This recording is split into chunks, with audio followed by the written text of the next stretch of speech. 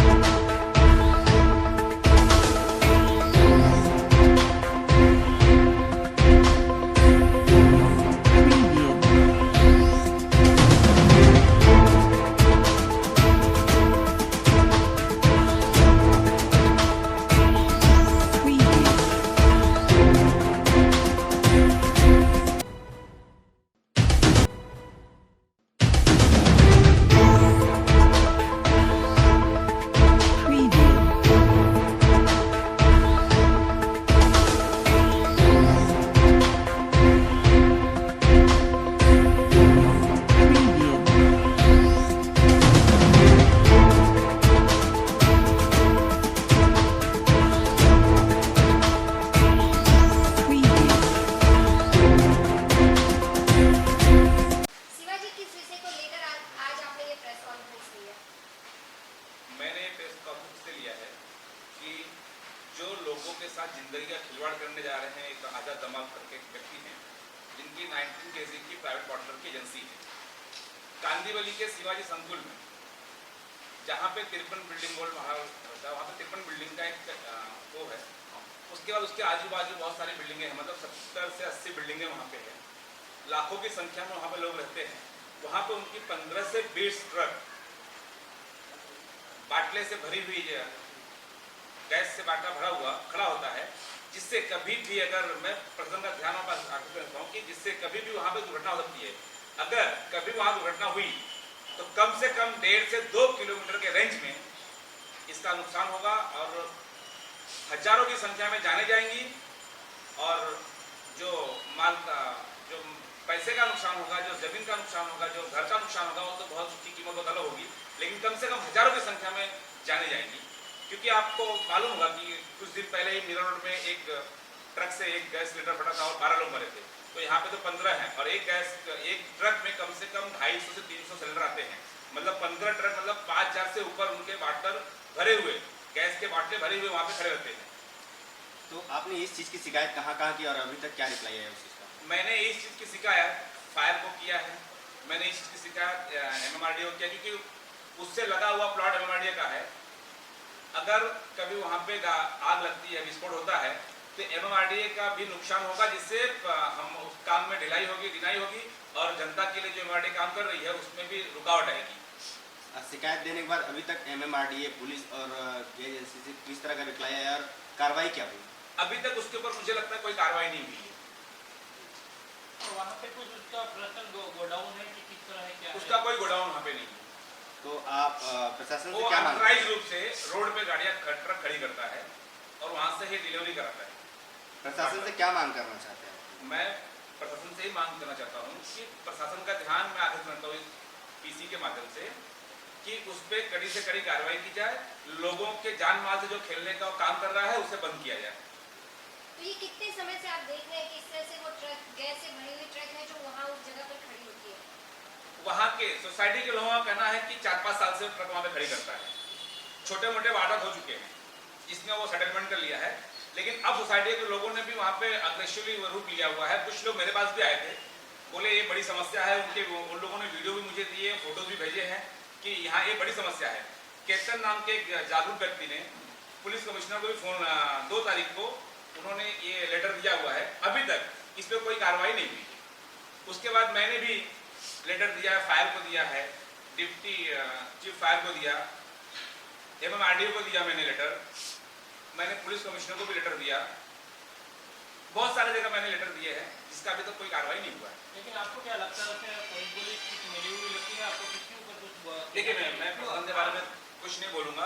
मेरी प्रशासन से सिर्फ मांग है, मेरी पुलिस प्रशासन से और मुंबई महानगर पालिका और फायर के अधिकारियों से यही मांग है कि उसके ऊपर कार्रवाई करके सख्त सजा दी जाए और वहाँ से वो जो चला रहा है, वहाँ पे जो लोगों की जान से खेल रहा है, उसे वहाँ से हटाने का निजात दिलाए और लोगों को निजात दिलाए, उससे उस मौत से निजात दिलाए। क्या पुलिस प्रशासन इस चीज का वेट करती है कि जब घटना होगी तभी वो घटनास्थल पर पहुंचेंगे? क्योंकि जब घटना होती है तो सब लोग वहाँ पे पहुंच जाते हैं, लेकिन आपसे जब वो अवगत कराया जा रहा है तो अभी तक उस पर एक्शन नहीं ले रहा है। इस पर आपका क्या कहना है? अभी देखिए मेरा ये कहना है कि पुलिस को जानकारी हो भी सकती है।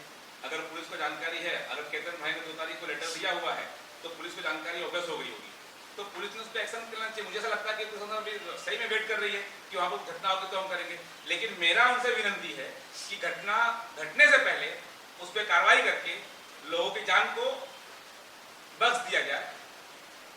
जो व्यक्ति का आप नाम बता रहे हैं, वो व्यक्ति का उसमें क्या कुछ है, वो किस तरह से उसमें जुड़े हुए हैं, किस तरह काम करता है? उसका एक छोटा भाई है साजिद जमाल से, उसके नाम से उसने एजेंसी ली हुई है और इसको चलाने का पूरा काम आधा जमाल से करता है, पूरा उसका हैंडओवर ही करता है। तो मेरा उस व्यक्ति पे ये आरोप है कि वो व्यक्ति जो है पब्लिक प्रॉपर्टी पे, जैसे रोड पे लोगों को ट्रैफिक भी होती होगी, वो तो एक समस्या, छोटी समस्या है, लेकिन लोगों के जान से वो खेल रहा है। उसने समझो कि वहाँ पे दिन रात एक बम फिट करके रखा हुआ, समझो वो 5000 गैस के बाटले भले हुए, मतलब एक बम की तरह काम करता है। वो 1.5 से 2 किलोमीटर एरिया की रेंज को कवर करेगा जब वो फटेगा तो उससे बहुत सारा नुकसान होगा और बहुत सारी जाने जाएंगी।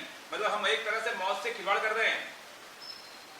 लेकिन सर कोई भी एजेंसी होती है तो उसकी लीगली कार्यवाही होती है, गोडाउन कहाँ पे होता है, तब उसको मतलब परमिशन मिलती है, तो उसके बारे में कुछ अंदर से जानकारी? अब सर उनकी कंपनी को बीपीसीएल को मालूम होगा, भारत पेट्रोलियम ने उसको एक लाइसेंस दिया है। और सेकंड बात तो ये भी है, वो भारत पेट्रोलियम का लाइसेंस देने के बाद भी वो अनलीगल तरीके से एचपीसीएल, हिंदुस्तान पेट्रोलियम का पार्टनर भी बेचता है, मतलब अनलीगल तरीके से।